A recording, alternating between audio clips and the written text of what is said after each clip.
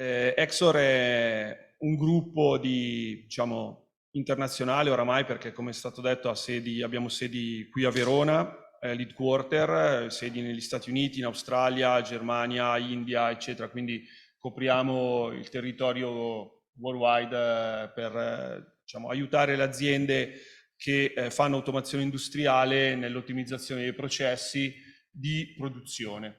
Quindi Exor ha iniziato all'inizio degli anni 70, quindi nel 1971, producendo in casa tutta la tecnologia che ad oggi viene distribuita, viene venduta.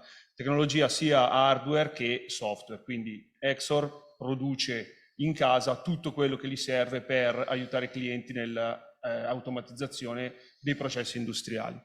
Nel tempo, oltre a questa, diciamo, questa parte relativa all'hardware e al software di quelli che vengono chiamati HMI, quindi Human Interface, si è andati verso la parte cloud, quindi è nata la società Corvina che effettivamente raccoglie i dati in un sistema cloud e ottimizza dal punto di vista proprio processuale la gestione della produzione. Abbiamo pensato di chiedere ai ragazzi che stanno studiando oggi e che saranno un po' il futuro del mondo del lavoro, di aiutarci, perché noi vorremmo andare verso una produzione che sia più sostenibile.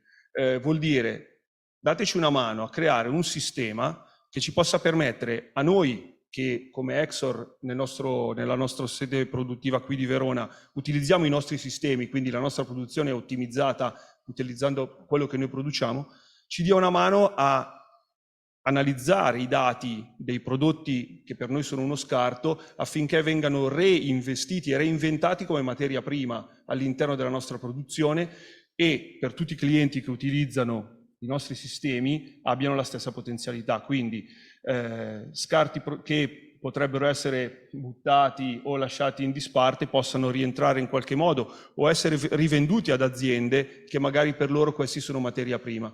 Quindi utilizzare il nostro sistema affinché si crei questa circolarità della materia. Ecco.